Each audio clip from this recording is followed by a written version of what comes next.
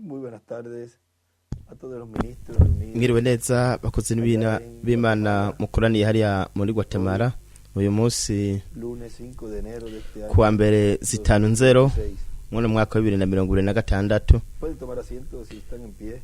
Murashobora kwicara niba Me muhagaze. estuvieron informando sobre las Bariko barambwira ku bijanye actividades n'ibikorane que estuvieron teniendo.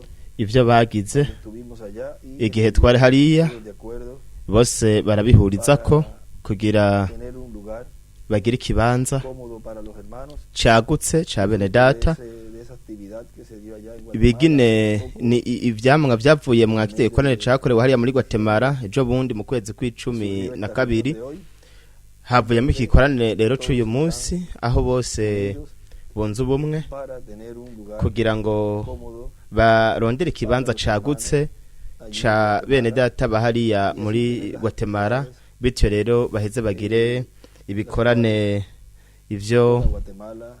Guatemala yose Bendición cuando babere ivy'umugisha iyo tubigize no kurenda bakeje cada uno de ustedes por umwe wese muri mwebwe moverse kubwo unánimes mwese kuja hamwe mu nzu bumwe de propósito. kubw'iryo hangiro Este tiempo en el cual muri estamos kino viviendo, gihe iki turiko turabamwo el tiempo más importante igihe de c'ingirakamaro cane aho Imana Dios, a sus hijos, iriko yegeranya abana bayo abatoranijwe ibashira de la piedra mu angular. gihe cibuye rigumye imfuruka ¿Cómo es que se colocan kandi ni gute abana b'abahungu n'abakobwa b'Imana bashigwa tiempo en que Dios mu gihe aho Imana iriko irakorera Dios a nuko través del mensajero Imana biciye mu ntumwa les da el mensaje, ibaha les da ubutumwa el tiempo en que están ikabamenyesha igihe bariko barabamwo viviendo, les nuko abre igaheza ikabungura ubwenge mpwemu yera Imana biciye muri mpwemu yera ver la realidad kugira ngo babone ukuri babone integure babone igihe bariko barabamwo encender kandi esa luz y ver dónde nos encontramos. yatse uwo muco duheze tubone aho turi El cumplimiento nuko baheze batangaze bamenyekanishe ugushitswa kw'ivyo bavugishwa bavuze bavuge bati ibi nivyo abavugishwa bavuze mwa darles a kino conocer gihe todo lo que fue hablado. hagatangazwa ibintu byose byavuzwe nuko Esto era de lo que igaheza ikabereka yuko ari byo bo bari baravuze ni ukuvuga ngo irikira bashira la unión mu bumwe bwuzuye con ese programa hamwe n'iyo nteguro abo batoranijwe muestra kandi irabereka aquí. ati bure turi hano O sea, les revela ni ukuvuga ngo irabahishurira ko ivyo ari byo bo bari baravuze uko niko rero buri watorejwe n'Imana rero aheza agatahura akavuga ati ariko ibi nivyo intumwa runaka yavuze na naka ubu turiko turabibona rero biriko birashitswa aho umuntu rero ubwo nyene agaca ahita yinjira kuvuga ngo ni nk'igihe yavuga ati hageze umuntu afata ubu butumwa akabwinjiramo mu mwuzuro biravuga yuko bwo mujugunyira mu kunyakurwa ku rupapuro rw'105 murongo majana 910 haravuga ngo ndizera yuko habaye hariho umuntu yo kwinjira mu mwuzuro mw'ubutumwa ntabutahure ahabwo tubivuze neza akabutahura buje mu mwuzuro ubwo bwo mujugunyira mu kunyakurwa atanabizi mu kwinjira gusa mu mwuzuro mu byo twe tuzi dutahura kandi twabonye capura ibuyire kubize furuka iruhande amaja hejuru yandika ngo mu kunyakurwa no mu bihe bidashira hejuru yandika ngo hageze umuntu atahura ubutumwa yoca ajugunyigwa mu kunyakurwa no mu bihe bidashira murabona kuvuga ngo atahuye amenye ubutumwa biciye mu butumwa akinjira mu mwuzuro akaginzura ubwo butumwa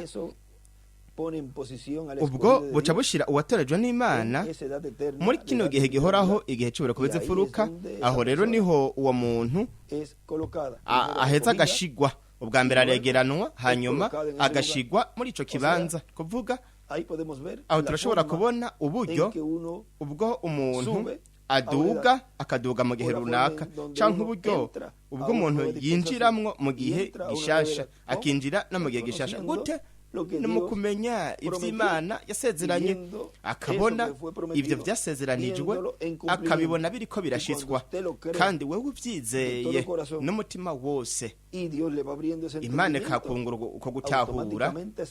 Ubwo nyene nico cemezo rero cerekana yuko wewe winjiye muri ico gihe gishasha, nico kiringo gishasha. Murabona ingene byose byoroshe. Rero murabe, mwabona butumwa kwegeraniriza hamwe n'umwami, gusarurira hamwe n'umwami.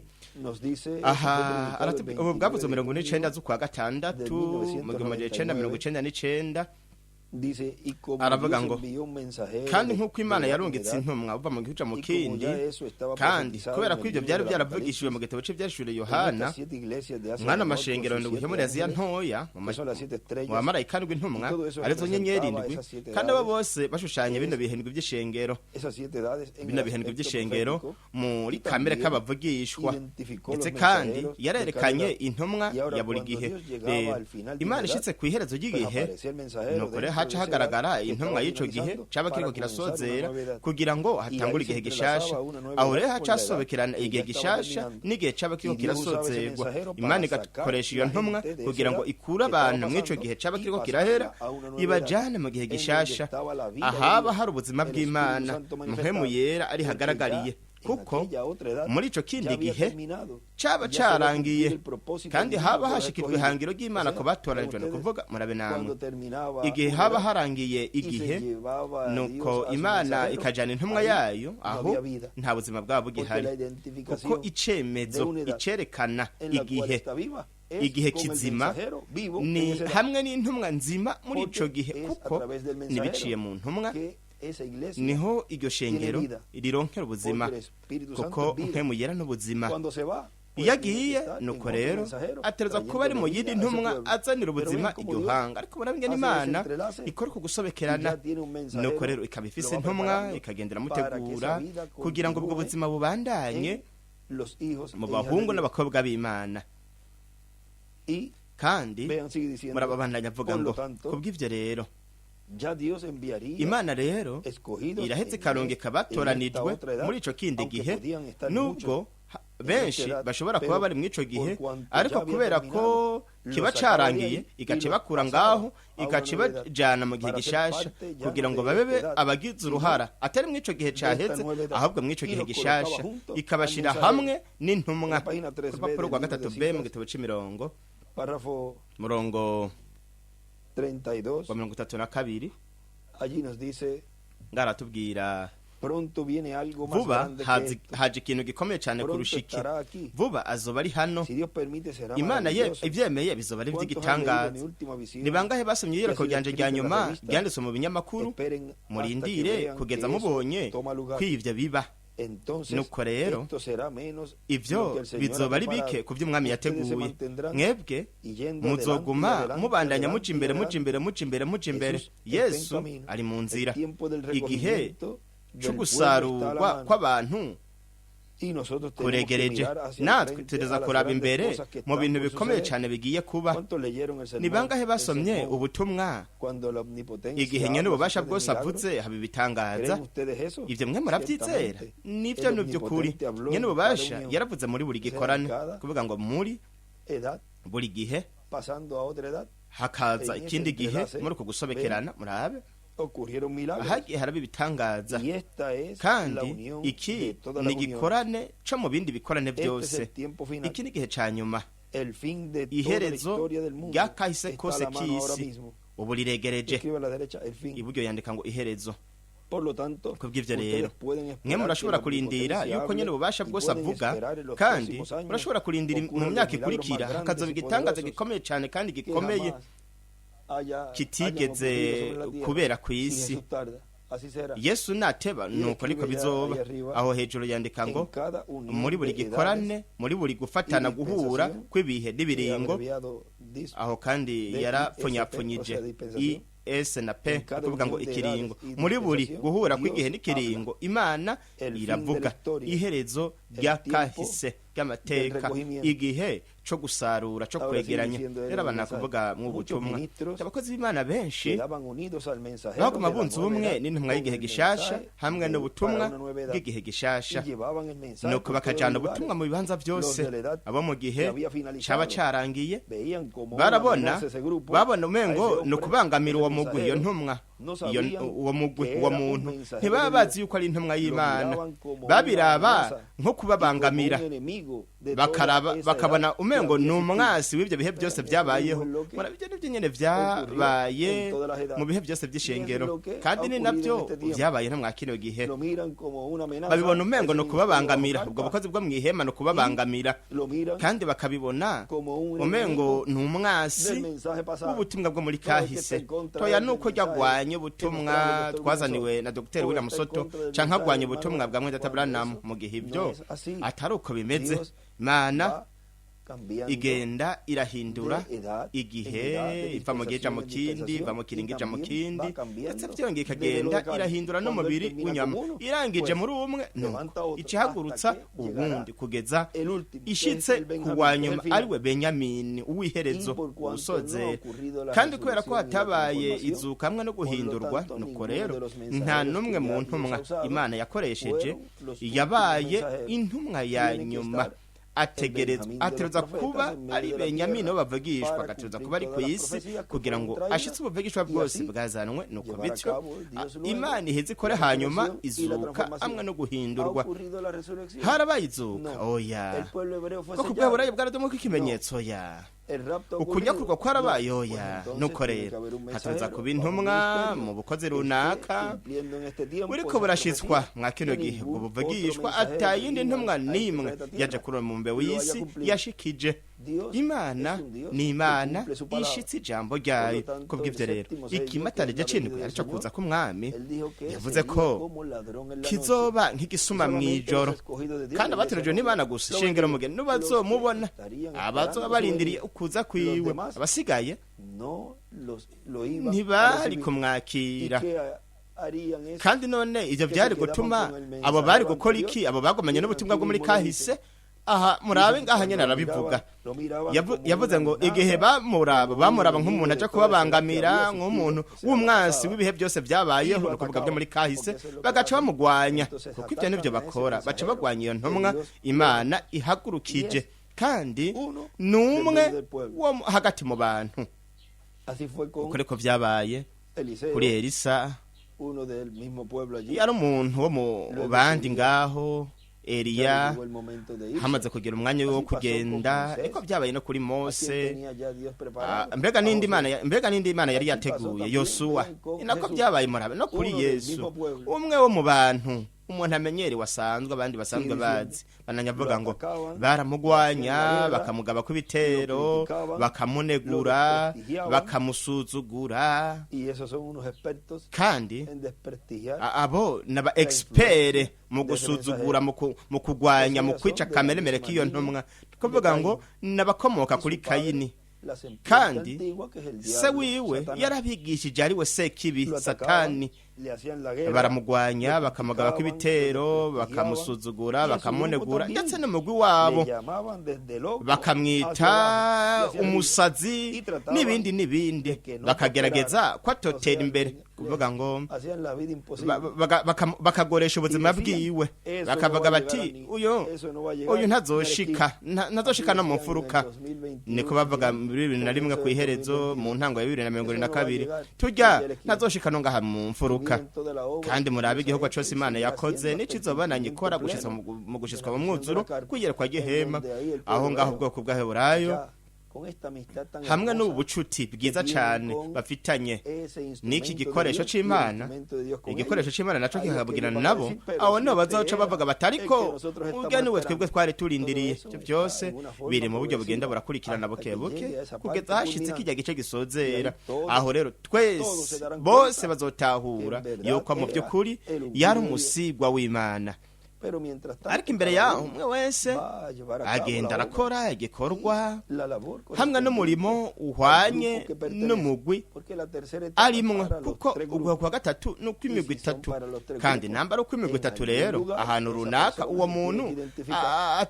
bategerezwa los que kumumenya están esperando su abarindiriye venida, kuza ¿dónde se van a kwiwe identificar? Con la novia. mbega bazomumenya he azobamenya he Y así por mu el mugeni n'ibindi Pero vean ustedes, ariko murabe namwe llegaba hasta donde Dios tenía yarashika aho ordenado, Imana yamugeneye para llegar. gushika Y así ha sido kandi uko desde niko Adán y vyamye Eva. uva mu gihe uja mu Y así ha kindi sido uko niko de vyamye dispensación en uva mu dispensación. kiningo uja mu kindi En la página urupapuro rw'ijana na mirongo itanu na 154 kane mu del libro gitabo de citas, c'imirongo párrafo 13, umurongo wa 13 74, 74 ahí nos dice, ngaha aratubwira ¿cuándo saldrían estas ranas? ni ryari Apocalipsis 16, hazoza 13. ivyashiwe 13 ¿Cuándo lo hizo? ni ryari yabikoze Ahora vamos rero reka a el capítulo reka tuje mu gice 16 ca 16 del co mu Apocalipsis vyeshure Yohana Un momentito. akanya gato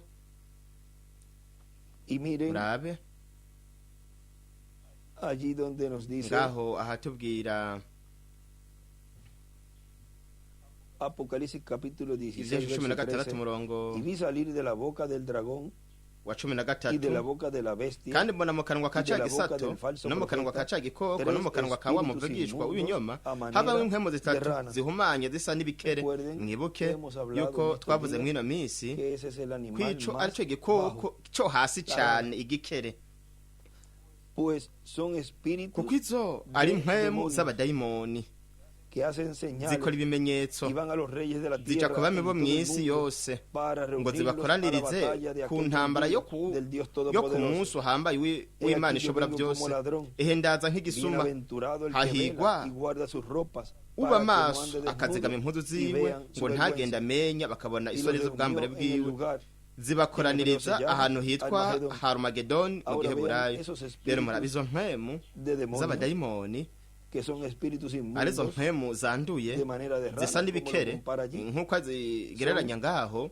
Esos espíritus de la ni izi quinta mpwemu zo mu dimensión buringanire bwa gatanu que están entrando arizo tanto a ziriko reyes zinjira gobernantes cane mu bami y n'abategetsi a seres ndetse no mu humanos biremwa abantu que no son batari de puestos importantes en gobierno badafise ibibanza bikomakomeye mu butegetsi ahubwo bakaba abantu basanzwe dentro de la iglesia cane cane dentro del abari mismo mw'ishengero abari mu Comienza butumwa por ahí nyene esos espíritus izo mpwemu inmundos zihumanye obrar zitangurira hasta gukorera llegar ngaho kugeza hacia esa zishitse manifestación muri uko y a esa kugaragaro manifestación kuko plena kugaragara mu mwuzuro esos kw'izo espíritus mpwemu los cuales arizo se encarnarían zizokwambara plenamente, umubiri mu mwuzuro llegarían a zikagira formar esa ubwo imagen de la bestia. zikora ya shusho Y ese y'igikoko falso profeta. wa muvugishwa w'ikinyoma nuko Esa página kandi runo rupapuro 146 rw'ijana na mirongo ine na gatandatu del libro de mu los gitabo Hechos, c'imatanijwe y la hamwe n'amajana atatu 352, na mirongo itanu na kabiri donde nos habla ahatubwira de los dos lados, kw'izo mpande del zibiri lado de Dios, uruhande rw'Imana encarnándose, yambaye umubiri y del lado del hamwe n'uruhande rwa anticristo, antikristo yambaye umubiri y de la obra hamwe que viene a n'igikorwa baje gukora hacer el diablo sekibi encarnándose, yambaye y de la umubiri obra que n'igikorwa viene a hacer aza Dios gukora hamwe encarnándose. n'Imana yambaye umubiri n'igikorwa iza Ahora gukora podemos rero ver turashobora kubona que ko todo ivyo esto byose es lo que está siendo ari vyo cumplido biriko birashitswa en este tiempo, muri kino y todo de gihe una forma kandi byose progresiva. ni mu buryo bukurikirana Ahora sigue rero diciendo, abandanya avuga ngo 1374, majana atatu mirongo irindwi na verso, kane estoy leyendo umurongo la niko página ndasoma ko urupapuro rw'ijana na mirongo 154. itanu na kane ¿Cuándo saldrían estas ni ryari ranas? ivyo bikere vyari kuza Apocalipsis ivyeshuwe 16, cumi na gatandatu ¿Cuándo cumi lo na hizo? gatatu Note, vyabaye ellos ryari estaban murabe allí todo el Boba tiempo, vyari biri ngaho pero igihe no fue cose ariko manifiesto ntivyagaragaye hasta entre la sexta atari y hagati séptima copa. y'icago ca gatandatu n'icindwi Poco antes mbere de que los gato sellos yuko abrieran imatanijwe para vyugururwa revelarlo. kugira ngo Porque en el abishure mensaje kuko del mu butumwa séptimo bwa ángel, marayika los w'indwi misterios de amabanga Dios y'Imana se sabrían. yari kumenyekana Todas estas ivyo cosas bintu byose trinitarias y by'ubutatu bautismo n'umubatizo falso, y w'ibinyoma todo había de ser byose manifiesto. vyari kuzogaragara Una trinidad, ubutatu describe yandika tres ngo ranas. ibikere bitatu Una trinidad falsa ubutatu estaba bw'ibinyoma levantándose. buriko burahaguruka No buriko en los buraza días tempranos, si mu minsi y'imbere no sería manifiesto ntibizogaragara en mu los minsi tempranos, se fue a través y'imbere de ellos. byabaye biciye Pero muri cuando byo los 7 ariko sellos igihe vinieron bibatarije y abrieron indwi esos byaza misterios y los hagahishurwa ayo revelaron, mabanga eso es cuando las niho rero ranas, ibikere tres espíritus impemu sucios zitatu zanduye como ranas, nk'ibikere salieron niho a zaciye manifestar ziza rero una ziragaragara doctrina de inyigisho Trinidad z'ubutatu contra la verdad. zigwanya ukuri Y esa kandi izo doctrina nyigisho comenzó zahereye allá hariya desde Nicea, uhereye inikawu y luego ve a hanyuma ser murabe todas las zaciye edades. zikwiragira mu bihe Entonces ya byose ni estaba ukuvuga ngo zamye igihe cyose ziri hagati mu ishengero, ariko mwa kino gihe ca nyuma zari kuzogaragara mu mwuzuro hagati y'ikimatare y'icago ca gatandatu n'icindwi. Rero niho ziheza zikagaragara mu mwuzuro izi mpwemu z'ibikere arizo twagiye turavuga mw'ino minsi. Rero murabaho yanditse ngo icago ca gatandatu, impwemu zitatu z'ibikere ziva mu kanwa kiwe tubungu dutatu. Rero abandanya avuga ngaho imbere gato, mwabona ubutumwa kwegereza hamwe n'umwami. Aravuga ngo rero igihe Revera William Branham yava mu mubiri, abantu benshi kumbere bariyumviriye ati birarangiye, byose birarangiye, ati ntimwira tujanye, byose birarangiye byo mu gihe c'indwi c'ishingiro ry'abanyamahanga. Yego, nta kundi guhishurirwa kuguhari, byose byaratanzwe ibijanye n'igihe c'indwi c'ishingiro ry'abanyamahanga. Ariko none kimatare c'indwi co gute? Ntabwo yakitubwiye, ntiyagihishuye.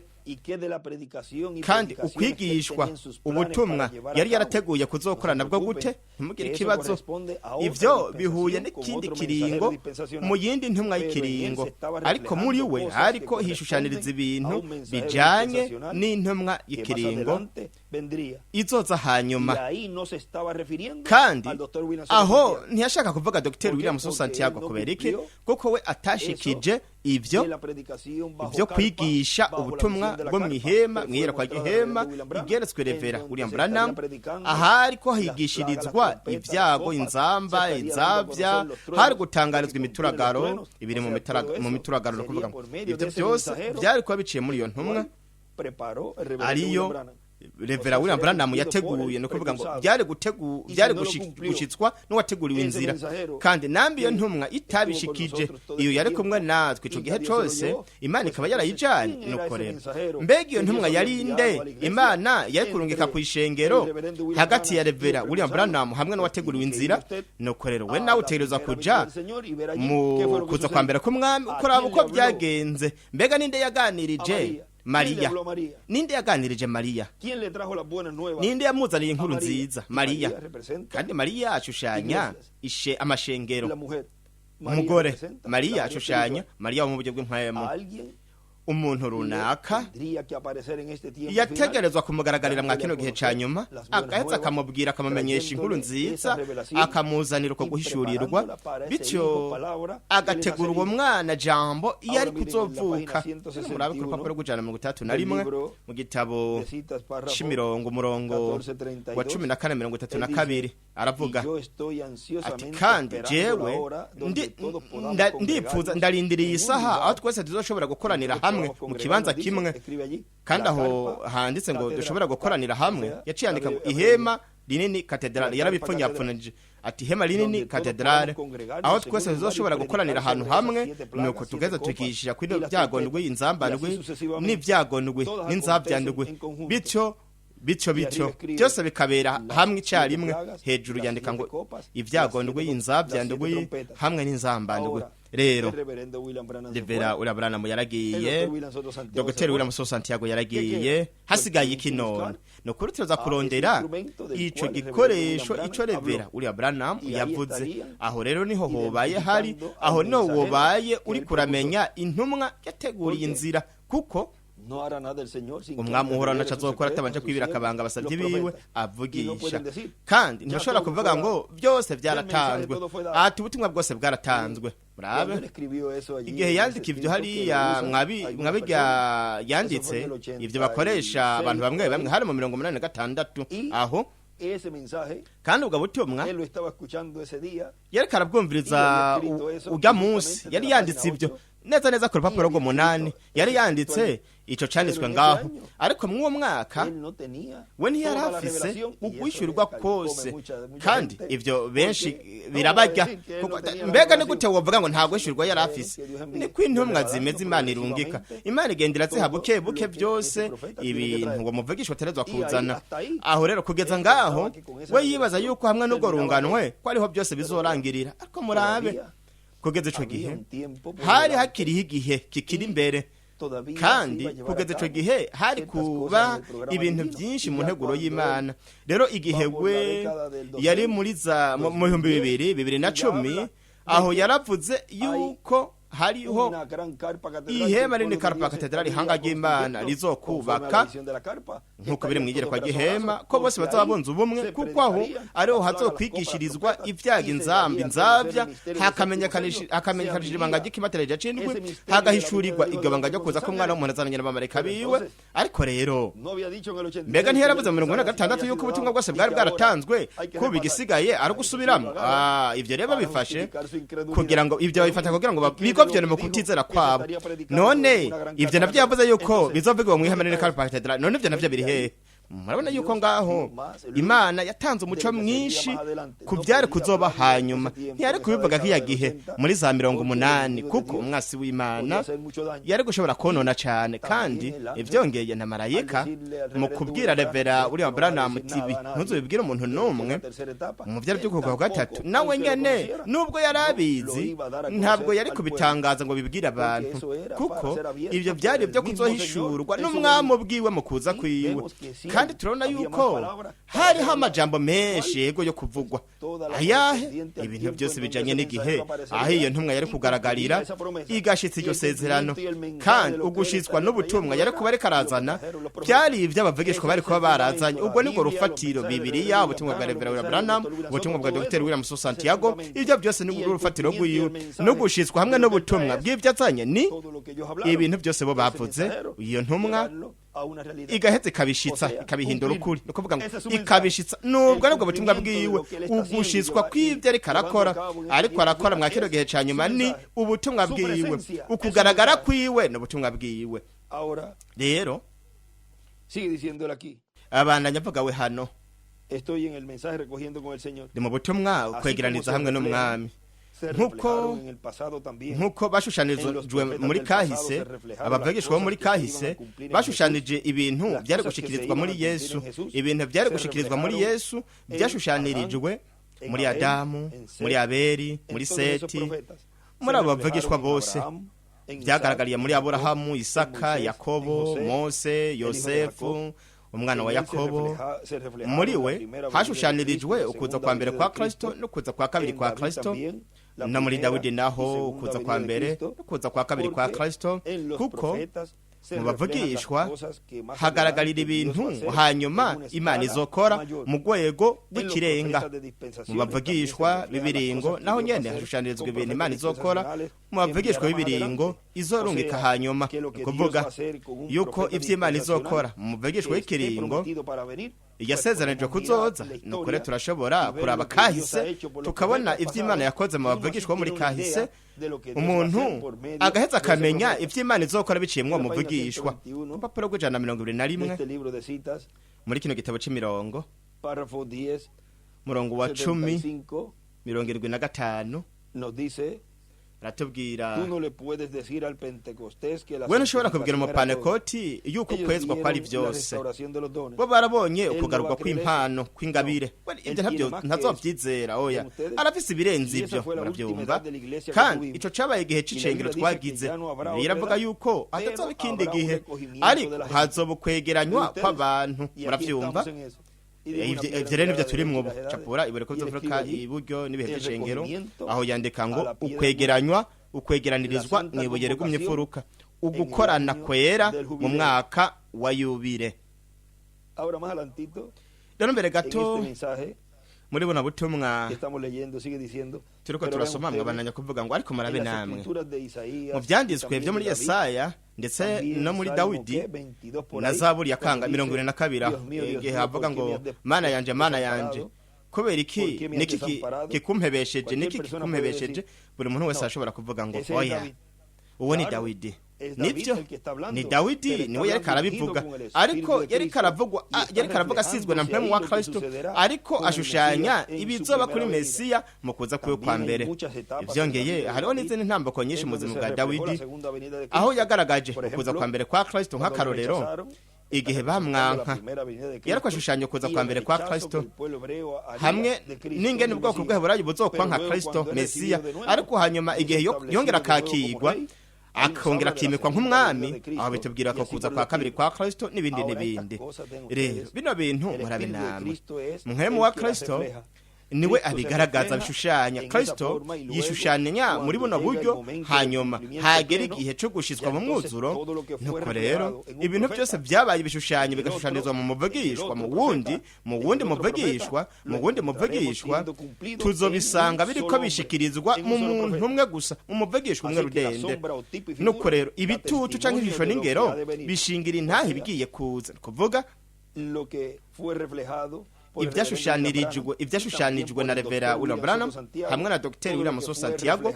Ibintu byose byashushanijwe muri bo ubu bishyizwa mu mwuzuro mu ntumwa ya nyuma, byorosha cyane nk'uko.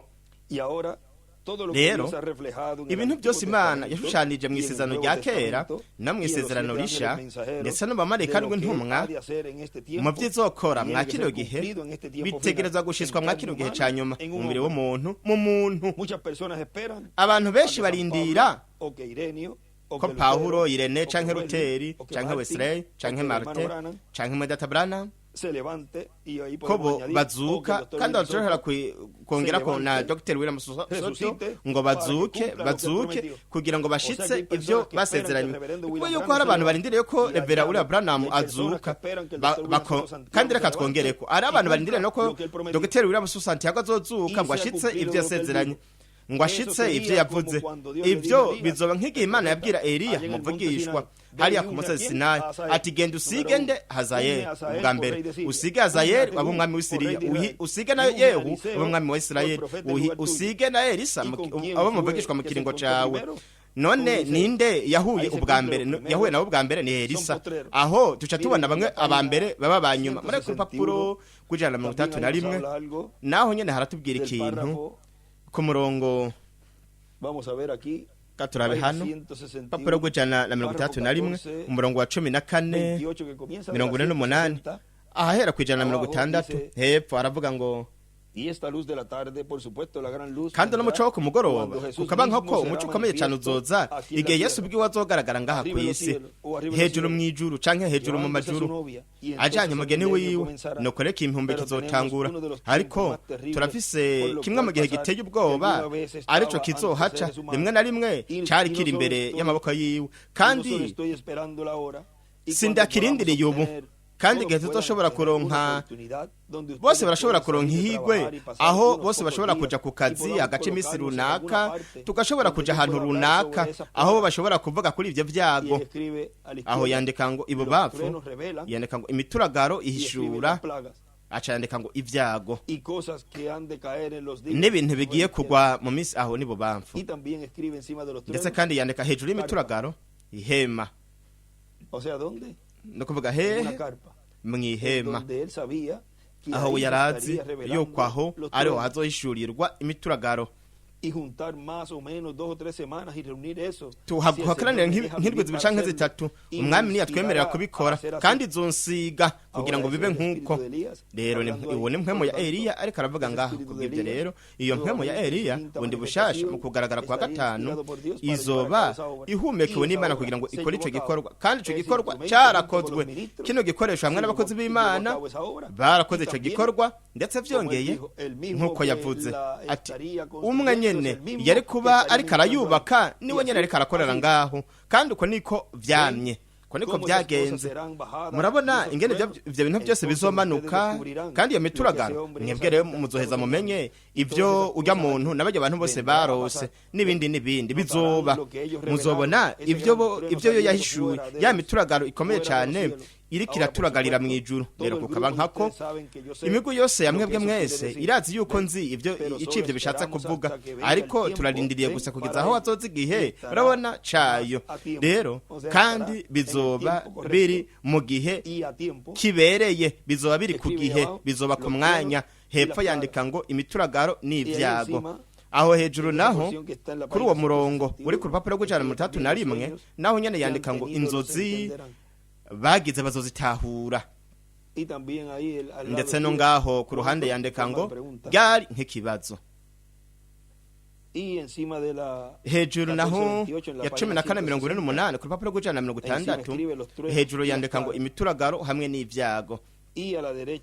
Iburyo naho amaja hejuru yandika ngo umuco ukomeye uzoza. Ahora más adelantito en este Rero mbere mensaje que gato estamos mu leyendo, butumwa turiko turasoma él dice, yaravuze estamos conscientes ati turazi de que estamos neza en un tiempo en ko donde turi está mu llevándose gihe a cabo aho hariko un haraba recogimiento ukwegeranwa y como fue en ugusarura cada kandi nk'uko y byabaye como fue en cada kandi dispensación, nk'uko en cada byabaye edad, en muri cada buri gihe dispensación, na buri kiringo el que no recogió con el mensajero de cada edad ubudakoraniriza hamwe y no estuvo brazo n'intumwa a ya brazo buri con él, gihe ngo abe pues, yunze ubumwe lo que hamwe hacía nawe era que nuko rero ico de yakora parramato. cari iki Eso es lo que nos habló gusanzaza el misionero Miguel nivyo Embudo mukwiza Marín butumwa estos días. Migere Beremudazi Marine yatubwiye Una mwino persona misi que no umuntu está recogiendo atariko realmente yegeraniriza y está hamwe en un mu campo by'ukuri donde el fruto akaba ari ya mu está ndimiro maduro, aho pues, ivyamwa una vyeze persona que recoge nuko el rero fruto así, umuntu lo bota, yegeranya está perdiendo el ivyimburwa fruto, nk'uko y que trata- aba ariko y que arasanzaza trata ivyamwa también de ver los que kandi recogieron el fruto, agaragaza y se kuraba los n'abegeranirije dispersa, abegeranije se los dispersa, ivyamwa para que el bakabisanzaza fruto se pierda. bakabisanzaza kugira ngo ivyo vyamwa Para bitakare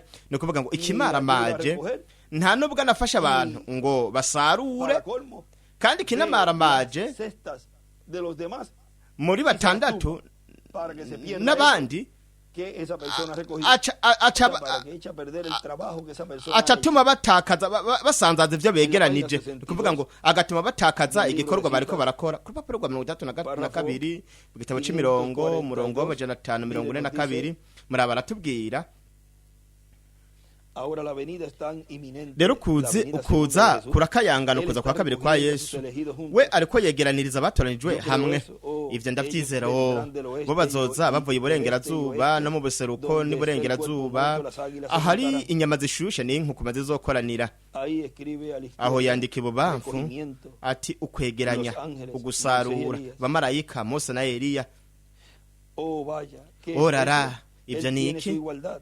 we Su igualdad arafise verdadera, ukungana mostrándose k'ukuri a sí mismo entre nosotros, entre yiyerekana hagati muri bo yiyerekana we n'ubwiwe fuera hagati de muri toda bo denominación, hanze y'amadini trayendo a sus yose elegidos juntos de azana todas abatoneje clases de bose iglesias, abegeraniriza y hamwe trayendo abakura mu fuera migwi sus y'ishengero hijos, aho iri trayendo hose directamente ahantu el hose hari líder umwana de su wiwe palabra, akabashira mu murongo hamwe en la n'ijambo punta de la ryiwe izquierda. acapura ibuye Eh, kuzivuga kibobamfu ahora la iki venida del Señor Jesús rero es kuza tan k'umwami inminente, Yesu la kurakayangana venida del cane juicio, ukuza recuerden k'urubanza que él, en mwibuke su yuko venida we trae mu kuza kwiwe azanye bendiciones, pero trae imigisha también ariko juicio. kandi azanye n'urubanza Él está llamando a sus elegidos we ariko arahamagara juntos en abatoneje igualdad hamwe con sí mismo, ngo bashire mu bumwe con la misma abanganishe clase de nawe ministerio que él tuvo. hamwe na bwa bukozi Él nyine está bumwe llamando yari a afise pentecostales ari guhamagara elegidos abapanekoti fuera, para hacer que batoranijwe la piedra cabecera abasohora venga kugira ngo dentro ibuye de ellos, risozera y rize no hagati muri bo venga por la izquierda. yacapura ibuye Un kuzifuruka ministerio de la ibubamfu misma mera clase ubukozi cayendo bwo mwa rwa rugero nyene directamente buriko dentro de buraza ellos, bugwa dentro hagati en muri ellos, bo bugwa llamando hagati a sus muri bo hijos de ahamagara todas abana las biwe denominaciones mu madini y yose todas vocaciones. ndetse ¿Qué ha hecho él?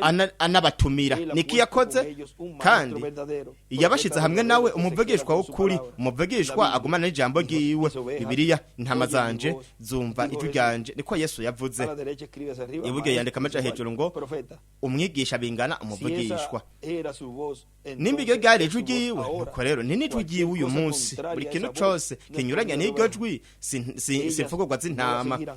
zo Oh, ntizizo hermanos, bikurikira del este, o bene data mu fuera de buseruko toda n'iburengerazuba denominación y hanze fuera de y'amadini toda yose organización. na hanze Ellos y'amashirahamwe vienen yose del este bobo y oeste, bava mu buseruko juntándose. n'iburengerazuba begeranirizwa Y ahí hamwe abajo escribe aho este, hepfo yandika ngo mu buseruko Palestine dispensación. ikiringo ca mbere ivyagezwe uburengerazuba USA segunda dispensación, ikiringo ca la kabiri gracia. ubuntu Ahora vean de rero todas murabe partes, mu micungararo Dios yose bendice y a baza los recogidos begeranirizwa a la hamwe edad de la nuko piedra angular, a la ba- tercera bose dispensación, bakegeranizwa mu que es kiringo ca gatatu la última igihe cy'ubureko de las zifuruka arico ca nyuma muri Y ivyo ndwe encima, hejuru ahí naho escribe encima aho de ese yandika párrafo, hejuru y'uwo que murongo comenzó en la 5:42, ubuhera ku majana atanu mirongo ine na kabiri párrafo que continúa ku murongo ahí a la uca derecha ubandanya arriba, ngaho encima iburyo escribe, hejuru yandika la ngo venida del Señor es ukuza igual, k'umwami la bingana venida ukuza del juicio. k'urubanza Ahora sigue diciendo aquí, rero abandanya avuga hano pero nosotros ariko tenemos que estar twebwe recogiendo dutegerezwa el kuba fruto turiko turasarura y colocando ivyamwa bien, tubitondeka que no quede neza desparramado, ntibisanzare sino que quede bien ahubwo establecido. bibe bitondetswe Cada neza individuo buri en muntu una wese congregación. mu ikoraniro cada individuo en donde, buri muntu wese cada hehe individuo en buri una muntu wese ari congregación. mu ikoraniro Que no diga ntavuge ngo oya jewe nguma mu rugo rwanje canke ndumva amavideo n'amakaseti mu nzu mu rugo iwanje. Oya, umwigishe neza ko ivyo ari vyiza kumviriza mu rugo no gufata umwanya mu rugo rwiwe, ariko kandi no kuba mu bikorane ari kumwe n'ikoraniro ryose, kuko umuntu nuwo mu mubiri w'ibanga w'abizera.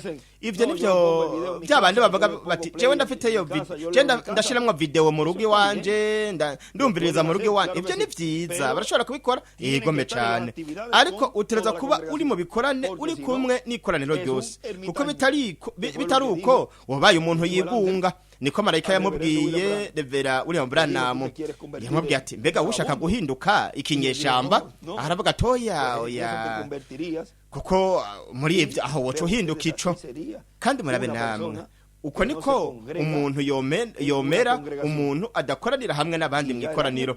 Kandi marayika yaramubwiye nka Data Branham ico yoca hinduka icari ico. Rero murabe aquí en el lugar donde leímos, ngaha mwaca kibanza twasoma en la 161 párrafo kwijana 31 umurongo wa 14-32 yaravuze ngo kandi ndipfuza cyane ndarindiriye isaha aho twese tuzoshobora gukoranira ahantu hamwe mu kibanza kimwe. Yandika ngo ihema rini Carpa Cathedrale. Nimba yarabibwiwe akabwirwa ico kibanza cari ico cyo gukoraniramwo kugira ngo yumve kandi yakire ivy'Imana yasezeranye. Nuko rero ivyo bifondera byo kumviririza mu rugo canke mu kibanza runaka kubera ko bitabahimbaye ivy'Imana iriko irakorera mu gushiza kwiyera kwa gihema. Nuko rero aho hari babantu bakurikira irya migwi iyo yo mu kajagari. Kandi yavuze yuko imigwi yigenga niyo itetse ibibazo cyane canke niyo izana ibibazo byinshi sabo hanze n'abanyene bo ngaho imbere. Iyo migwi yigenga niyo itetse ibibazo byinshi. Aho yanditse ngo imigwi yigenga niyo kaga kurusha n'amadini. Urabe kuko barazi ibintu biri ngaho abantu bariko baracamwo, bagaca bakoresha ibyo byose kugira ngo bagwanye igikorwa c'Imana. Intumwa hamwe no mugwi ubandanye imbere bakaduga mw'ico gihe gikurikira, mw'ico kiringo gikurikira. Rero ngaho haravuze ngo aho twoshobora gukoranira, yandika ngo mwihema rini Carpa Cathedrale, aho twese tuzoshobora gukoranira mu kibanza kimwe, twigishe ku byago n'inzambandwi ndetse n'ibindi byose bikabera hamwe, byose bireko biratangarizwa hamwe. Rero abananya avuga ngo ivyo ni vyiza kumviriza mu rugo, ugafata umwanya mu rugo rwawe, ariko kandi ukaba no mu bikorane hamwe n'ikoraniro ryose, kuko umuntu nuwo mu mubiri w'ibanga w'abizera. Kandi yaravuze yuko kuw'Imana, gusiba kuw'Imana ari icaha, kuvuga ntibubaha, ntabwo baba ariko bubaha izuka. Ivyo biri ngaha mu gitabo c'imirongo aho yavuze yuko gusiba kuw'Imana.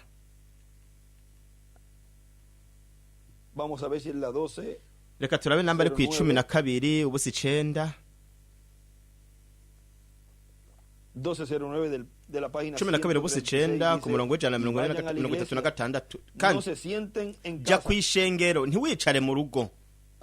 Rero hari abantu bamwe baba bafise ingorane kubwo uburebure, kubera ko ari kure, ntibaba bafise itike, kandi baranyandikiye bariko bararira bafise umubabaro ko badashobora kugenda, haba kubw'imyaka canke kubwo kuyinguruza canke kubera ko badafise umupasiteri ari hafi, akaba ari urugendo rw'amasaha 5 canke arenga. Murahabe bobo rero barakoranira mu rugo kuko batorohewe.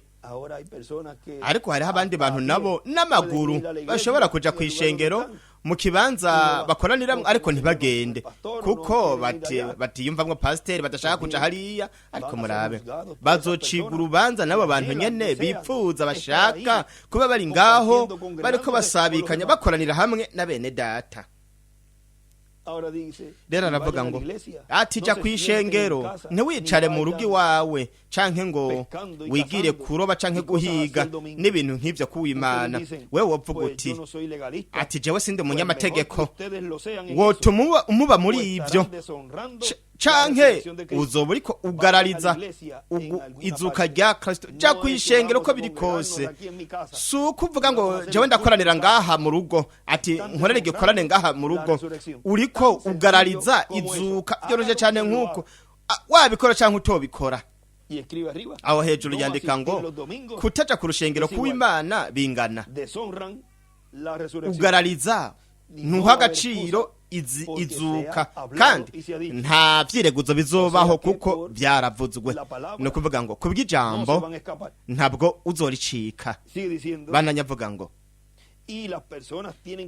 kandi abantu bataza kubananya baca imbere buri gihe naho umuntu yoba afise ibibazo bimeze gute bamwe rero baja kurondera amafuti kuraba ibibazo nuko bagaheza bagatsitara abateza ibibazo nuko rero bazobibazwa imbere y'Imana kandi utsitaza abandi nawe nyene azobibazwa kugwa kuja kuraba amafuti aho gusengera bene data akabwira Imana ati Imana fata runaka kugira ngo asubire ku murongo kandi hageze umuntu ateza ibitsitaza yabo gutsitaza abantu n'ubuteza ibitsitaza abandi bose bazobibazwa imbere y'Imana ibyiza no kwirinda umuntu akirinda kugira ngo ntateze ibibazo mu gihugu cy'umwami kandi ntagaragare nk'umuntu asanzaza rero twari ko turaraba mwana majambo magufi ukwegeraniriza hamwe canke ugusarurira mwibuye rikomeze furuka mu mwaka wa yubile kuri jewe wabaye umugisha udasanzwe hamwe n'ihirwe ridasanzwe gushobora kuba muri kano kanya ndiko ndayaga namwe mwese hariya muri Guatemala ndetse n'abandi bose bazokumviriza hanyuma kandi bakongera bagasoma iki kiyago cobo mwa kano kanya kandi ndabakeje kuko mwese mu nzu bumwe muriko murondera ikibanza kugira ngo muronke ikibanza aho bene data bo ngaho muri Guatemala bose bashobora gukoranira nk'uko twabisomye hano ko kugira ikibanza c'ihanga ry'Imana kandi muri Puerto Rico we yaraherekanye arerekana ico kibanza ihema nini Carpa Cathedrale aho kandi yaravuze yuko azohishurira abantu rero mu bindi bibanza navyo no gukora iki no kurondera ikibanza abatagifise ikibanza cha bene data kandi suko muri Guatemala atabibanza biri bihari hari ibibanza ariko habaye ibikorane binini mpuzamakungu umwe wese rero araheza agakoranira mu kibanza ciwiwe ariko habaye igikorane kinini ntibaheza rero ngo bakwigwe mw'ivyo bibanza bihari rero ico bokora no kurondera ikibanza kinini kandi nivyo bariko barakora hariya muri Guatemala bose bakoraniye hamwe kugira ngo bategure ikibanza vuba cyane bishoboka ariko gikozwe neza ikibanza kugira ngo Guatemala ibifise ikibanza kugira ngo bene data bo ngaho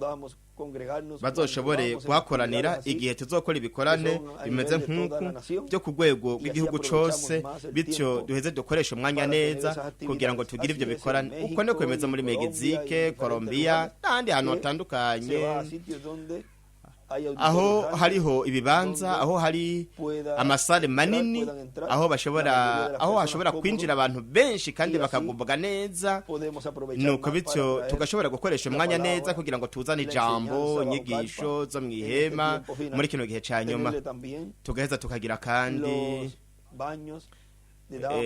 n'amatwareti y'abadamu n'abagabo ndetse n'ibintu byose nkenegwa amazi n'ibindi byose bya bene data amaekra amabafre meza kugira ngo bene data baguwe neza bariko bumviriza ivy'Imana iriko irazana mwa kino gihe mu gusarurira mwibuye rikomeze furuka ugukorana kwera mu mwaka wa yubile reka kino kiyago tucite tuti ni kuvuga ngo icigwa tucite tuti kwegeraniriza canke ugusarurira mwibuye rikomeze furuka ugutumira kwera mu mwaka wa yubile Imana bahezagire mubandanye mugira umunsi w'umunezero wuzuye imigisha y'Imana.